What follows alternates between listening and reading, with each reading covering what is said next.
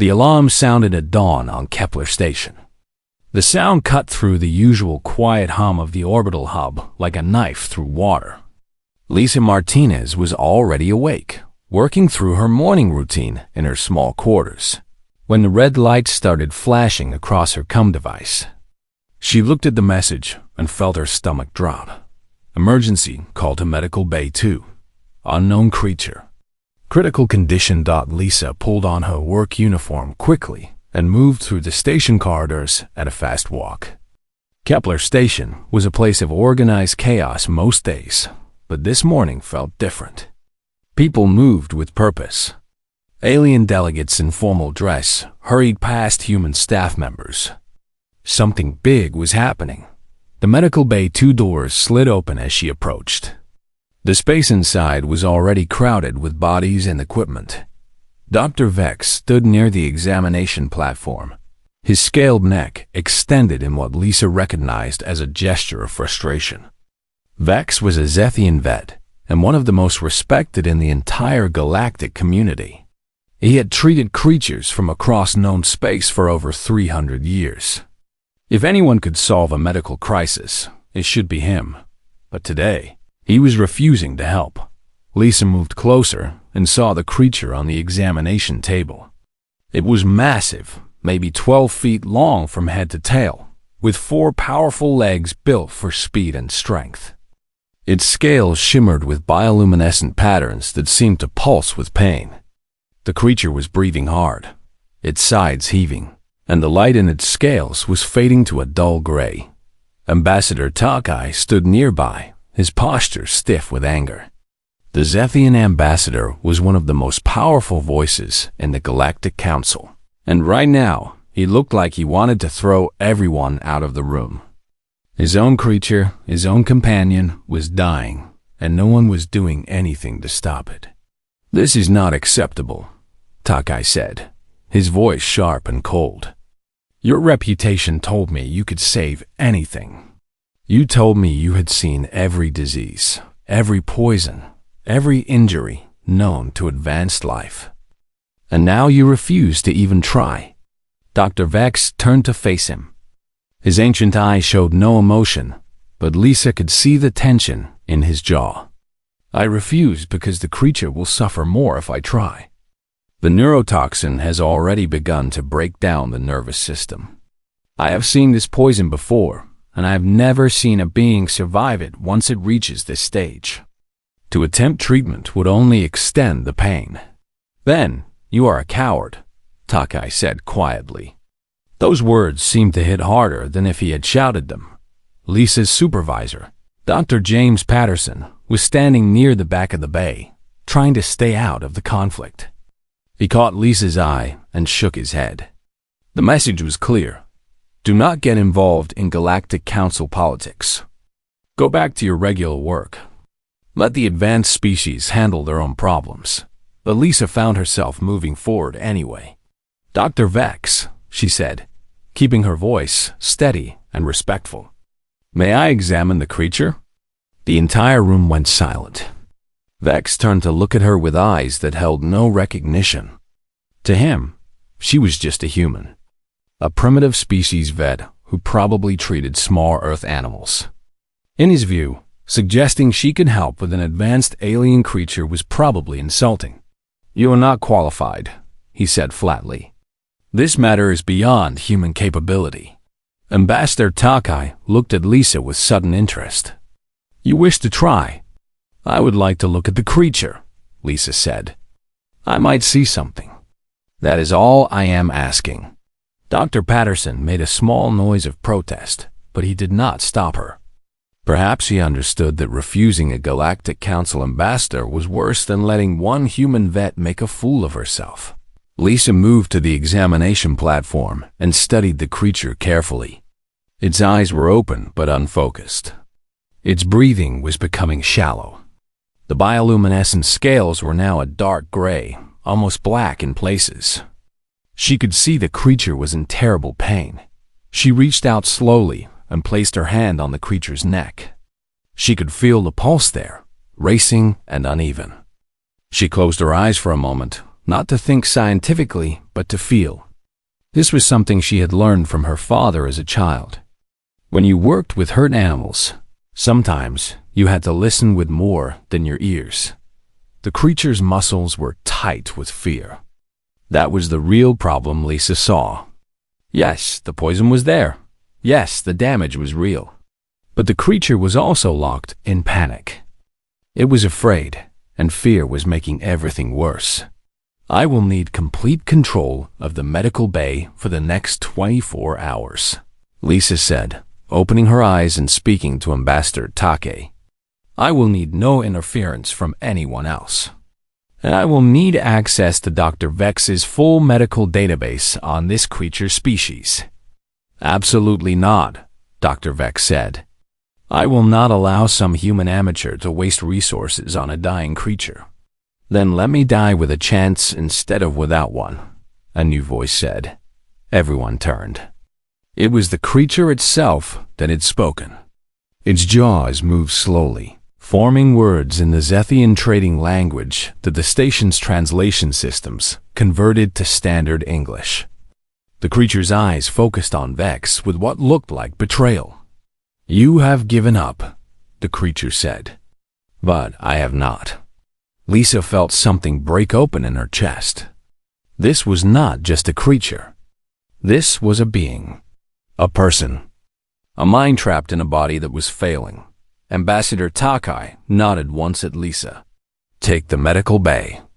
The creature has spoken. You have your chance. Dr. Vex left without another word, his movement sharp with anger. Dr. Patterson also withdrew, giving Lisa a look that suggested she had just made a very large mistake. But Lisa ignored them both. She looked down at the creature, at this being that was fighting to survive, even though the greatest vet in the galaxy had told it there was no hope. She placed both her hands on its neck and spoke quietly, her voice calm and steady. Okay, she said. Let us try together. I am Lisa. What is your name? The creature's scales flickered with a weak light. Zoran, it said. My name is Zoran. And so it began.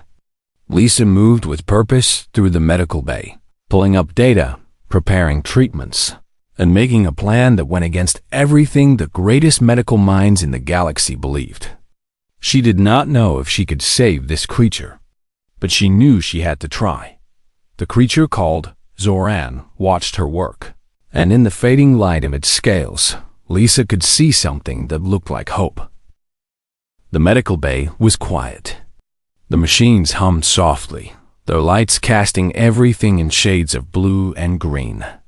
Lisa had cleared everyone out except for one human nurse, David, who understood what she needed and did not question her methods.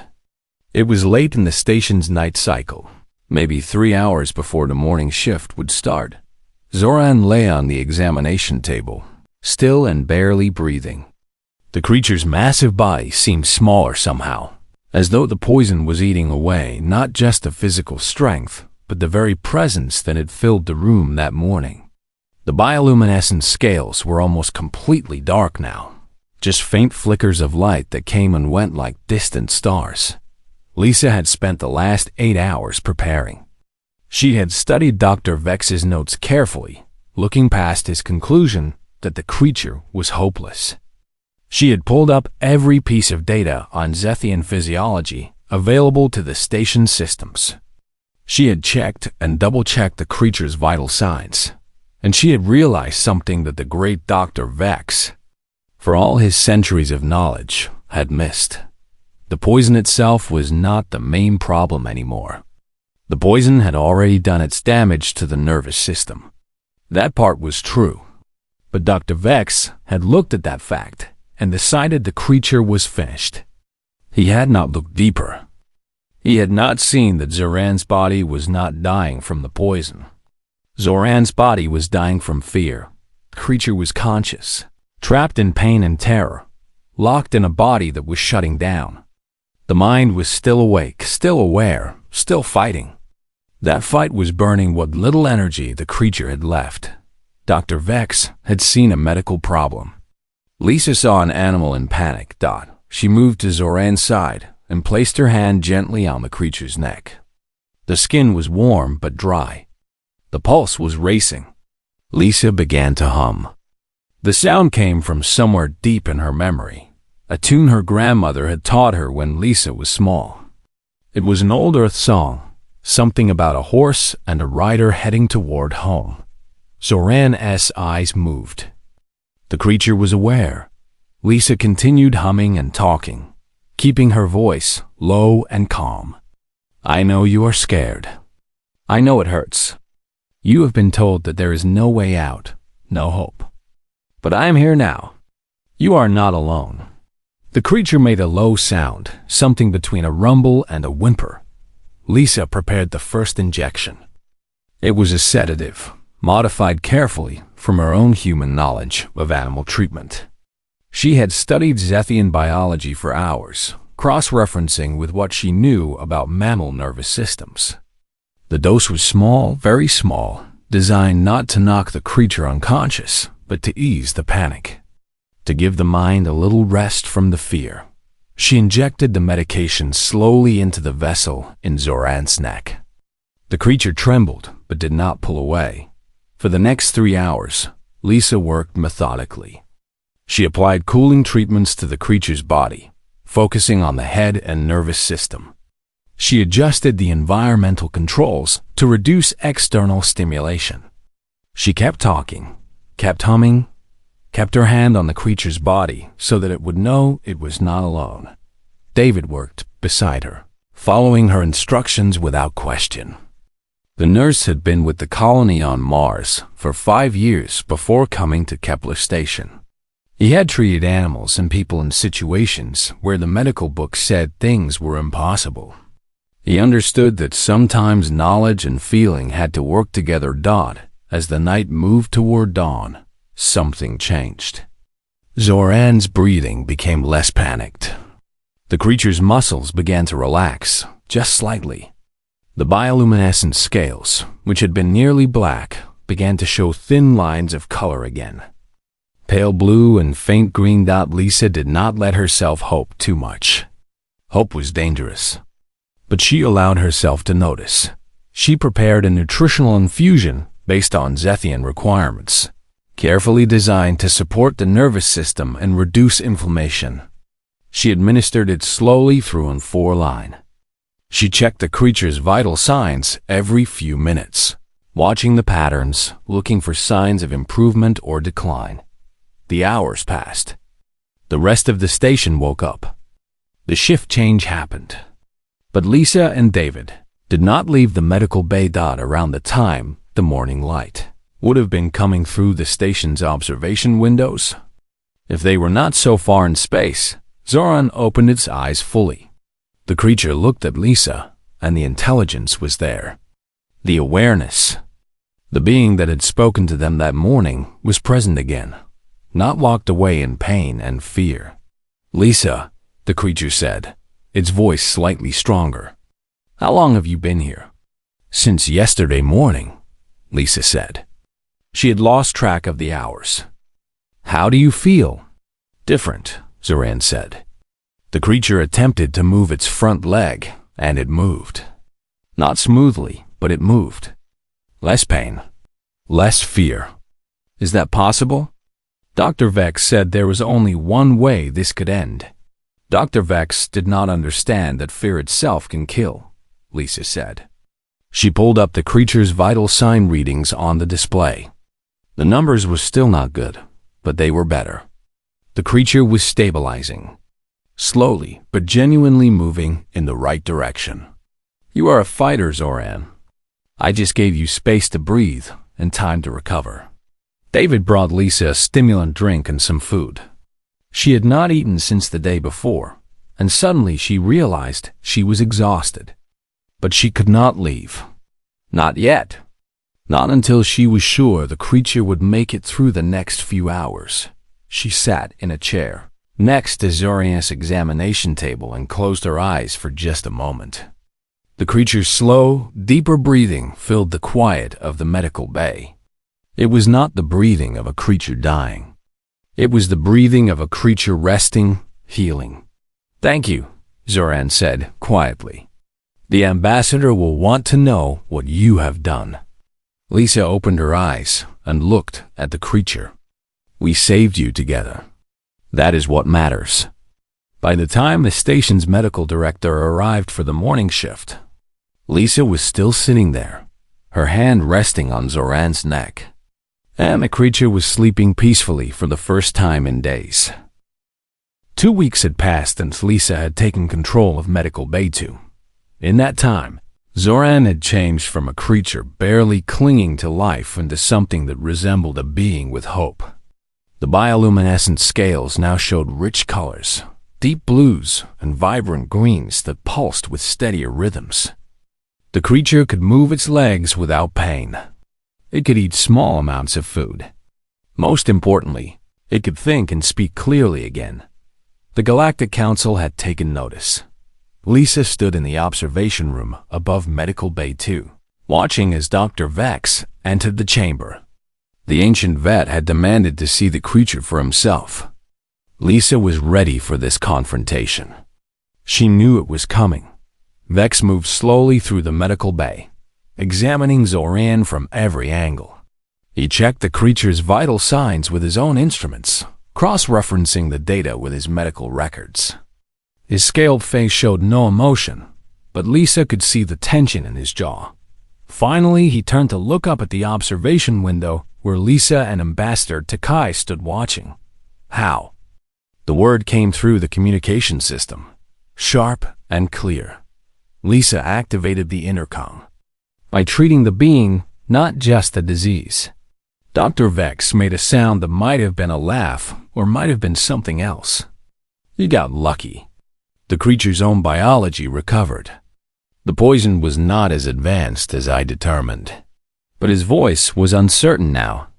Even he could not quite believe that explanation. Ambassador Takai smiled slightly. "Dr. Vex, the creature is alive. That is fact, not luck. Lisa Martinez has done what you could not. Perhaps there is much to learn from a different perspective." Vex left without another word, but his refusal to accept Lisa's success only made the truth more obvious. Something had changed in how the universe looked at human knowledge. By the end of the second week, Zoran could walk across the medical bay. The creature's strength was returning, and with it, the spirit that had been locked away by pain and fear. Other delegates from the Galactic Council began to request information about Lisa's methods. A Keltorian healer arrived and spent hours discussing human veterinary approaches with Lisa, a Shatar medical official asked detailed questions about how Lisa had adapted mammalian treatment protocols to fit an alien nervous system. Not everyone was pleased. Dr. Patterson called Lisa into his office on the 16th day. He looked uncomfortable, like a man who had to deliver bad news. "You have done something remarkable," Patterson said carefully, "and you have made some very powerful beings grateful. But you have also made some very powerful beings angry." "Dr. Vex," Lisa said, "among others, there are factions in the Galactic Council that do not want human veterinary science recognized as legitimate. They argue that we are too new, too unpredictable. They say that what happened with Zoran was an exception, not proof of method. They are pressuring the station administration to limit your access to alien creatures." Lisa felt something hot and angry rise in her chest. "I saved a life. That is all that matters." "To you, yes," Patterson said. "But you have to understand galactic politics. For millions of years, these advanced species have been the authority on everything. The idea that humans might offer something valuable threatens their understanding of the universe. Some of them cannot accept that." Lisa left Patterson's office without responding. She made her way back to Medical Bay 2, where Zoran was now spending time in an environmental habitat designed to match the creature's natural atmospheric needs. The creature was resting, its scales glowing softly, when Lisa entered. "You look troubled," Zoran said, opening its eyes. There are those who do not want this to continue, Lisa said. Who do not want what we have done to mean anything. Zoran stood slowly, moving with strength that had returned day by day through careful treatment and the creature's own will to survive. Then we must make them see that it means everything. Come with me. The creature led Lisa to where a communication interface was set up. Zoran activated it and sent a message through the station to the Galactic Council chambers. Within minutes, Lisa received notice that her presence was requested at a formal meeting. She went to medical, Bay 2 supply room, and changed into clean clothes. She brushed her hair and prepared herself as best she could. Then she made her way to the Galactic Council chambers, not knowing what would happen next. The chamber was massive, with hundreds of beings present. Some she recognized from the station. Others were alien species she had never seen before. They sat in sections divided by species, watching her walk to the center of the chamber with expressions ranging from curious to hostile. Ambassador Takai stood and addressed the council. This human vet has shown us something we had forgotten. That knowledge comes in many forms. That the newest species sometimes sees what the oldest species overlooks. Zoran was given as lost. Now Zoran is recovered. Lisa Martinez achieved this through methods we considered primitive. I propose that we officially recognize human veterinary science as a legitimate and valuable addition to galactic medical standards. The chamber erupted. Voices rose in anger, agreement, and debate. A Shatar representative demanded proof that Lisa's methods could work on other species. A Keltorian official supported her openly. Dr. Vex rose and made a statement that he could not endorse. Human vet practices based on one case, but the most important voice came from Zoran the Self. The creature entered the chamber, walking strongly on 4 powerful legs, its scales shining with health and vitality. The sight of it shocked everyone into silence. This was a being that Dr. Vex had declared beyond saving. This was a creature that should have been dead. I owe my life to this human, Zoran said, its voice steady and clear. I owe my life to a being that you all consider inferior, primitive, less advanced than yourselves. Perhaps your conclusions about human capability are also wrong. The words hung in the air like a challenge. Lisa stood in the center of the chamber, watching the council members process what they were seeing. This was the moment that would decide everything. This was the moment where the universe would either open a door for humanity or slam it shut. She had done all she could. Now it was up to others to choose whether to accept the truth or cling to their old beliefs. The debate in the Galactic Council chambers lasted for hours. Lisa listened as delegations argued about human capability, about whether one successful case meant anything, about the risks of accepting knowledge from a young species. Some made valid points. Others were simply refusing to accept that they could be wrong. But something had shifted. Zoran's presence in that chamber, alive and healthy, was too powerful to ignore. The creature walked among the council members, demonstrating strength and clarity that should not have been possible according to Dr. Vex's diagnosis. Every step was an argument for Elisa's methods. Finally, a Keltorian official named Tor rose to speak. The Keltorians were an ancient species, nearly as old as the Zethians. Their approval carried weight. I have studied the records of what Lisa Martinez did, Tor said, her voice carrying the weight of centuries. And I have consulted with our own medical historians. What she used is not new science. It is old science. It is the science my people abandoned millions of years ago when we became certain that technology was the answer to all problems. We called it emotional medicine, and we called it healing touch. We were right to abandon the ineffective methods. But what we forgot was that the ineffective methods were only ineffective because we used them alone. Combined with understanding, with observation, with genuine care for the being we are treating, these methods become something more, something powerful.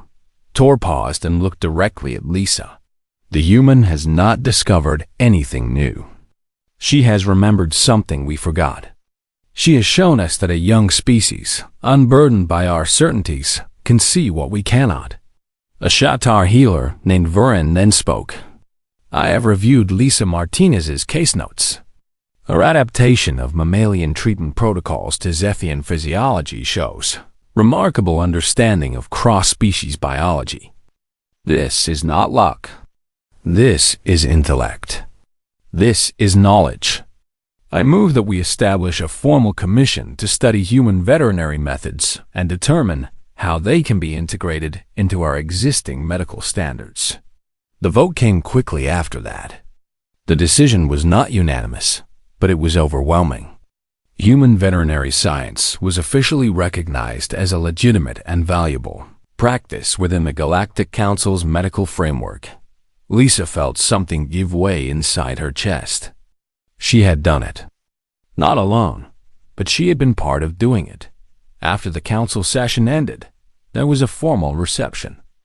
Beings from dozens of species approached Lisa, shaking her hand or offering their species equivalent of respect. Some still showed skepticism in their eyes, but they were present. They were acknowledging her work. Dr. Vex approached near the end of the reception. The ancient vet still carried himself with the bearing of someone accustomed to being the smartest being in any room. I made an error, he said without preamble. My diagnosis of Zoran was correct regarding the physical damage. But I did not see what you saw. I did not understand that the psychological state of the creature was a factor in its survival. In my time, we had the technology to handle such things directly, through medication and intervention. We lost the art of observation. You reminded us that sometimes the oldest knowledge is the most valuable. Lisa nodded. She understood that accepting error was difficult, especially for someone of Vex's age and reputation. I would like to study with you, Vex continued. There is still much time left in my life, and I would like to spend some of it learning what you have to teach. Lisa extended her hand, and Dr. Vex took it. I would be honored to work with you. Ambassador Takakai approached after Vex had left. The Galactic Council has approved a proposal. We are establishing a new research and training facility on Kepler Station. It will be dedicated to human veterinary science and cross-species medical collaboration. I am asking if you will accept the position of director. Lisa had not expected this. The position would mean responsibility, authority, and the ability to shape how human knowledge would be received by the galaxy. It would also mean leaving her simple work in Medical Bay 2 and entering the world of galactic politics and administration. I need time to think about it, Lisa said honestly. Of course, Takai said. But I hope you will accept. Your species has something to offer, something we need. And the universe needs to understand that. You are the one to help make that understanding possible. That night, Lisa returned to Medical Bay 2. The space was quiet now, with Zoran gone to recover at the ambassador's residence. But Lisa found comfort in the familiar equipment. The charts on the walls showing the creature's recovery progress. The evidence that something impossible had been accomplished. She sat in the dark of the observation room and let herself feel the weight of what had happened. When she had entered that medical bay 16 days ago, she had been taking a desperate chance. She had been ignoring the advice of the greatest medical mind in the galaxy. She had been following instinct and knowledge and something else, something she could not fully name, and it had worked. Dr. Patterson appeared in the doorway. You have been offered the director position, he said. It was not a question. Yes, Lisa said. I think you should take it, Patterson said. He moved to stand beside her, looking down at the empty medical bay. When I came out here, I thought I was done discovering anything new. I thought I had reached the limit of what I could learn. You have shown me that the limit is much farther away than I believed. That is a gift. Your acceptance of this position would give that gift to many others. Lisa nodded slowly. She was thinking about her father, about the ranch where she had learned that animals were beings worthy of respect and compassion. She was thinking about all the small moments that had led her here, to this station, to this creature, to this choice. I will accept, she said. I will build this facility, and I will make sure that what I have learned is preserved and taught to others. Patterson smiled and placed a hand on her shoulder. The galaxy will be grateful. Lisa was not sure about that. There was still resistance, still doubt, still those who believed that humans had nothing to offer. But there was also a door opening, and she had the chance to push it wider. That would have to be enough. 6 months had passed since the Galactic Council made its decision. The new human veterinary research facility was not yet fully built, but it was taking shape on the lower levels of Kepler Station.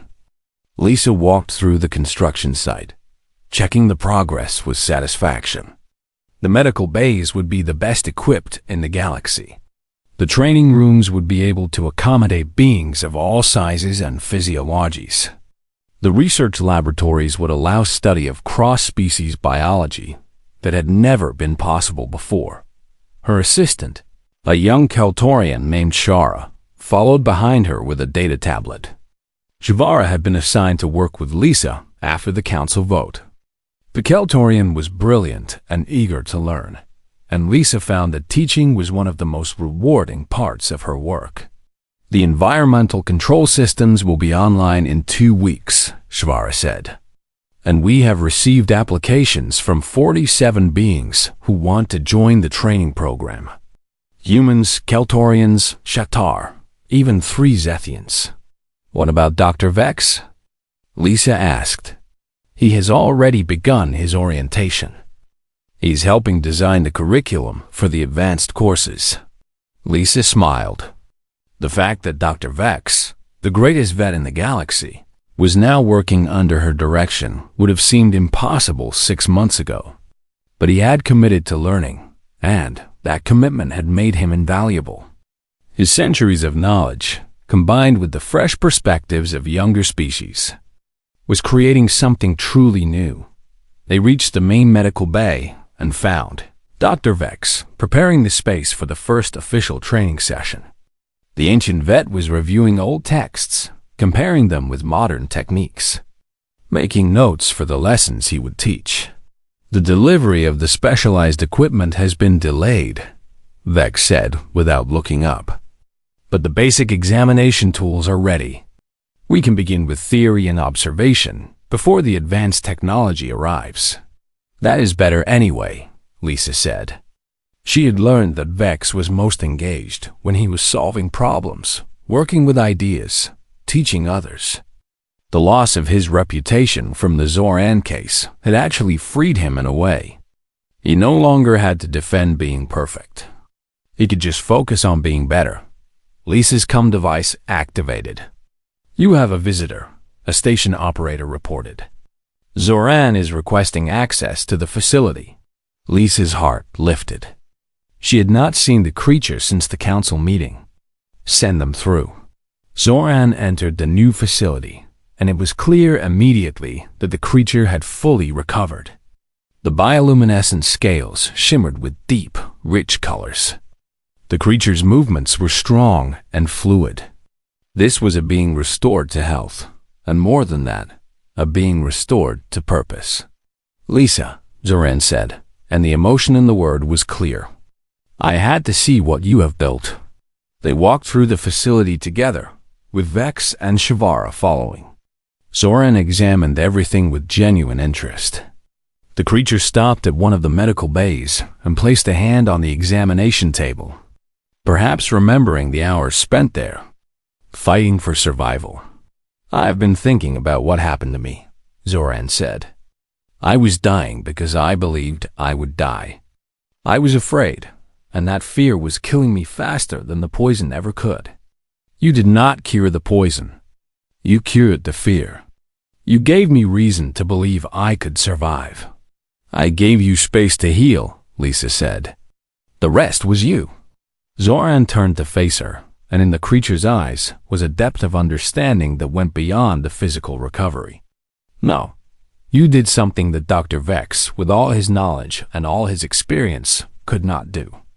You treated me as though I mattered. You treated me as though my life was worth saving. That is what cured me. It is what cured me. The words touched something in Lisa that she had not fully acknowledged until that moment. She had been taught all her life that compassion and scientific knowledge were separate things. The one weakened the other. But they were not separate. They were the same thing, different expressions of the same fundamental choice to see another being as valuable. Come, Lisa said to Zoran. I want to show you the research library. We are compiling every piece of knowledge on your species that we can access. We are going to make sure that what happened to you never happens again. That the knowledge used to save you is preserved and improved. They spent the afternoon in the library, with Lisa explaining her plans for long-term research into cross-species medical treatment.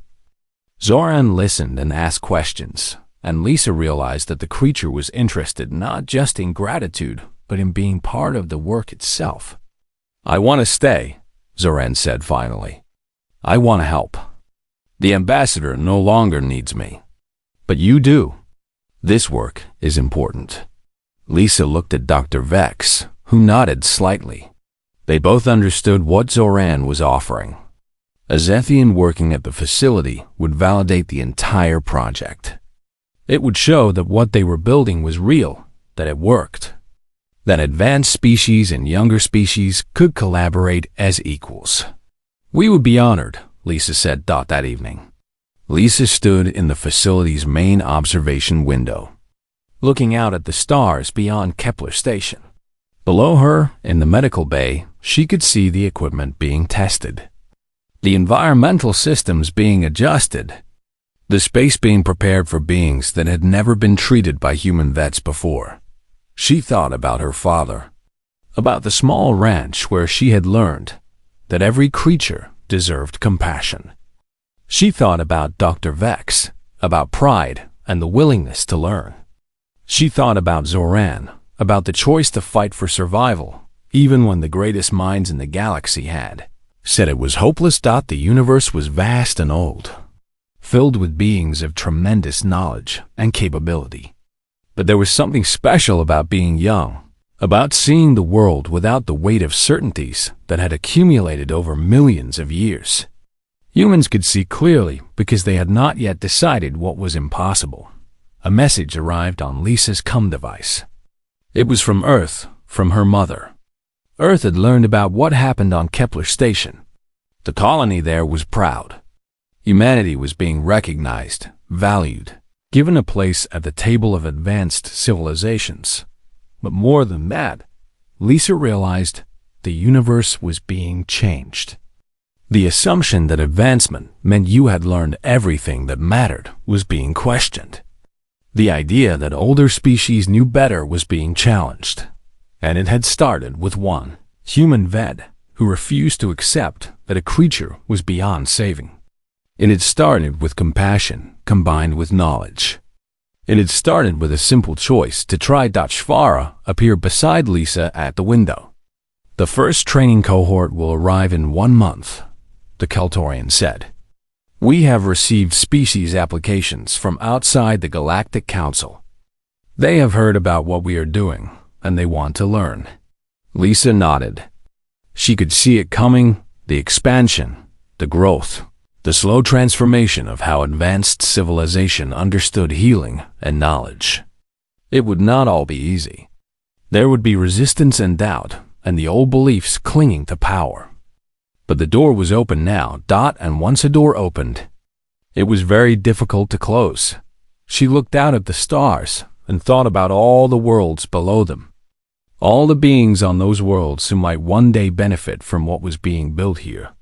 All the creatures that would not have to suffer as Zoran suffered. All the vets and healers who would learn that compassion and science were not opposites but partners. The universe was vast. But it was also changing. And humanity, the young species, the ones everyone had underestimated, was helping to guide that change. Lisa turned away from the window and walked back into the facility. There was work to do. There were always more beings that needed help, more knowledge to learn, more ways to grow. She had found her purpose among the stars. And it had started with someone simply whispering, "Easy, buddy," to a creature that everyone else had given up on.